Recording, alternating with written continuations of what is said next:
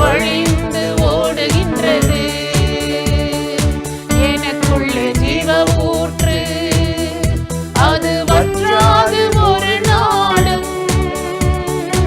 எனக்குள்ளே ஜீவ ஊற்று, அது வற்றாது ஒரு நாளும். என் பாத்திரம் நிரம்பி நிரம்பி வழிகின்றது, வழிந்து ஓடுகின்றது.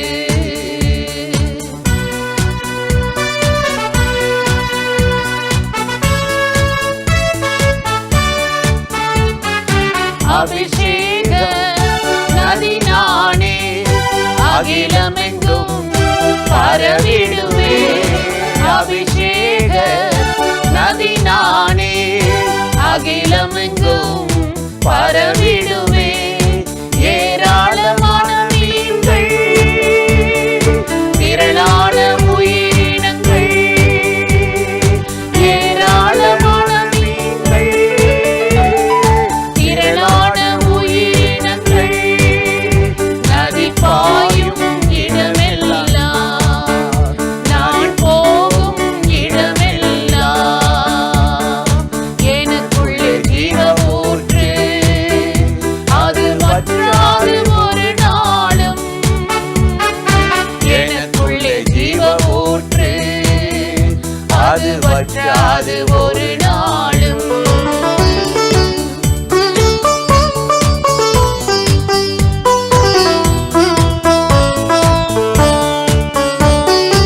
ஆனந்த தைலம் நானே, புலம்பலுக்கு எதிரானே.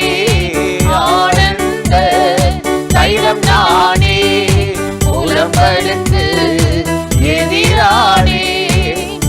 உனை போர்த்திடுவே, சாம்பல் நீக்கிடுவே.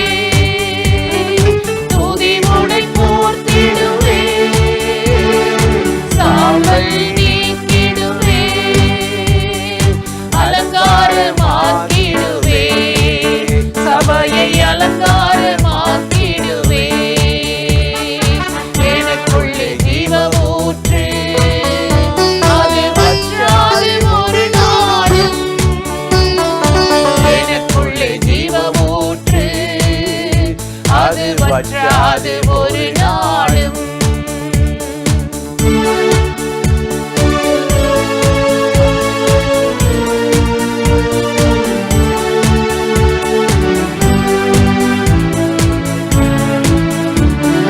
கனி கொடுக்கும் மரம் நானே, நாள்தோறும் கனி கொடுப்பே. கனி கொடுக்கும் மரம் நானே, நாள்தோறும் கனி கொடுப்பே. இலைகள் உதிர்வதில்லை, கனிகள் கெடுவதில்லை. இலைகள் உதிர்வதில்லை, கனிகள் கெடுவதில்லை.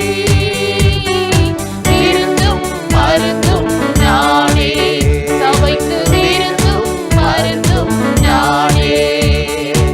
எனக்குள்ளே ஜீவ ஊற்று, அது வற்றாது ஒரு நாளும். எனக்குள்ளே ஜீவ ஊற்று, அது வற்றாது ஒரு நாளும்.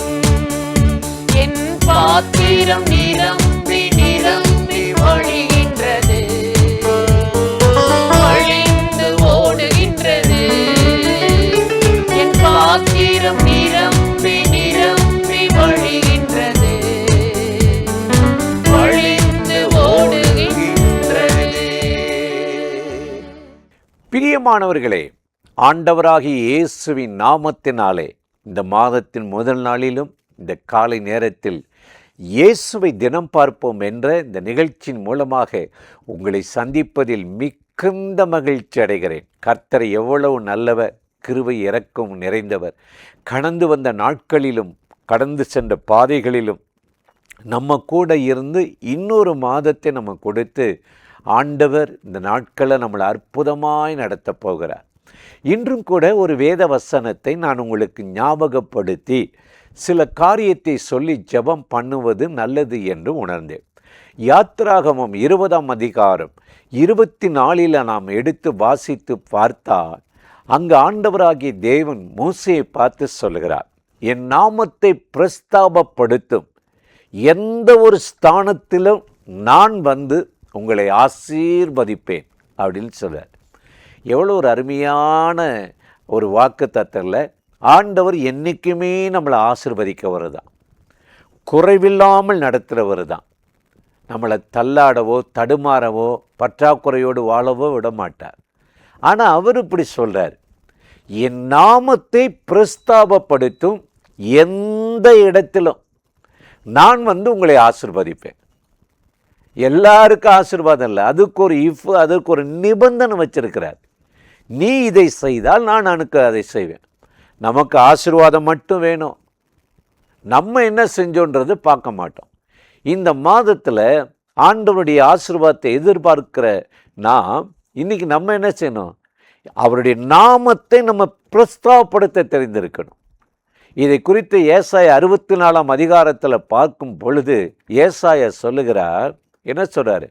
கர்த்தரை அறிந்திருக்கிற நீங்கள் மௌனமாயிராதீங்க, வாய் மூடி கிடக்காதீங்க, அவருடைய நாமத்தை பிரஸ்தாபப்படுத்துங்கள், உயர்த்துங்கள் அப்படின்னு சொல்றார். எந்த இடத்திலும் நம்ம வேலையிலும் சரி, தொழிலையும் சரி, ஊழியத்திலும் சரி, குடும்ப காரியத்திலும் சரி, பிரயாணம் பண்ணாலும் சரி, கர்த்தருடைய நாமத்தை பிரஸ்தாபப்படுத்தி உயர்த்தணும். இதுக்கு தனங்க ஆண்டவர் நம்மளை உண்டாக்கி இருக்கிறாரு. ஏசாயா 43:21 சொல்றாருல, இந்த ஜனத்தை எனக்கென்று ஏற்படுத்தினேன், என் துதிய மகிமையை சொல்லுவார்கள். நீங்க ஆண்டவருக்கு மகிமை உண்டாக ஒவ்வொரு காரியத்தையும் செய்யணும். உங்களுக்கு பேர் வரணும், புகழ் உண்டாகணும், பணம் சம்பாதிக்கணும், இப்படி இல்லை. அவருடைய நாமம் உங்கள் மூலமாய் பிரஸ்தாபப்படணும்.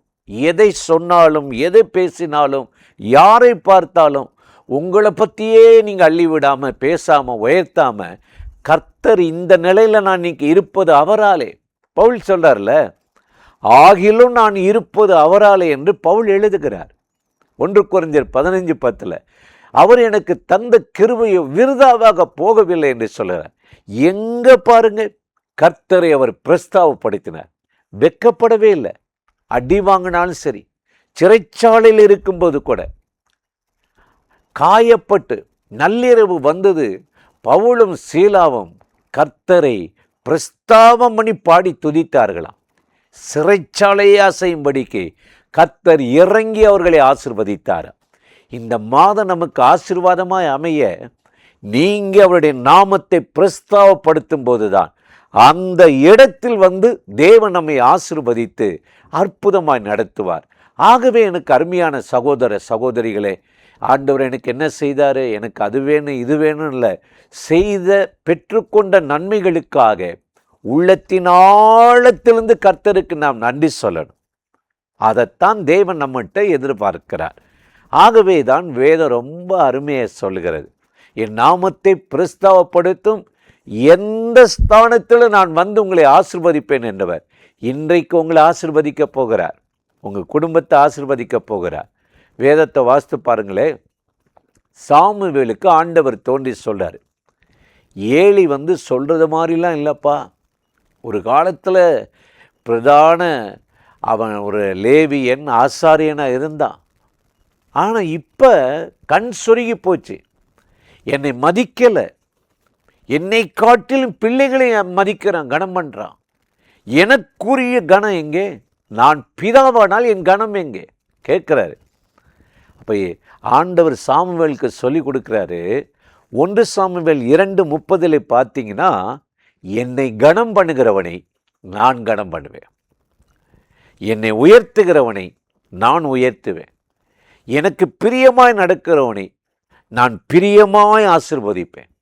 இன்றைக்கு இந்த காலை நேரத்தில் இந்த நிகழ்ச்சியில் இணைந்து இந்த வார்த்தைகளை கேட்கிற என் அன்பு சகோதர சகோதரிகளே, இந்த மாதம் முழுவதும் கர்த்தர் உங்களை அளவில்லாமல் அவருடைய கிருபையாலே நன்மையாலே நிரப்பி நடத்த வேண்டும் என்றால் அவர் சொன்ன வார்த்தையை நீங்கள் பிடித்து கொள்ளுங்கள்.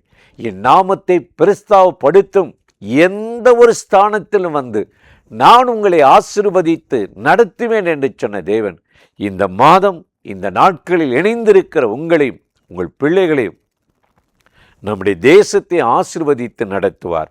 அந்த தேவாதி தேவனை நோக்கி நாம் இப்பொழுது ஜெபிக்கலாமா? அன்பும் இரக்கமும் கிருபையும் நிறைந்த நல்ல ஆண்டவரே, இந்த ஆசீர்வதிக்கப்பட்ட நாளுக்காக, நேரத்துக்காக, கிருபை இரக்கங்களுக்காக உமக்கு நன்றி செலுத்துகிறோம்.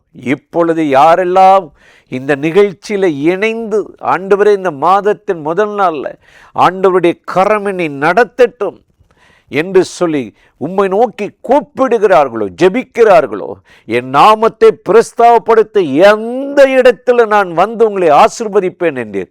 இந்த மாதம் அவர்களை அளவில்லாமல் ஆசீர்வதித்து ஒரு குறை இல்லாமல் சகல நன்மையால் நிரப்பி நடத்தும். காரியங்கள் கைகூடி வரட்டும். திறந்த வாசலை வைத்து உம்முடைய நன்மையால் திருப்தியாக்கி நடத்தும்படி இயேசுவின் நாமத்தில் வேண்டிக் கொள்ளுகிறோம் எங்கள் உயிருள்ள நல்ல பிதாவே. ஆமேன், ஆமேன்.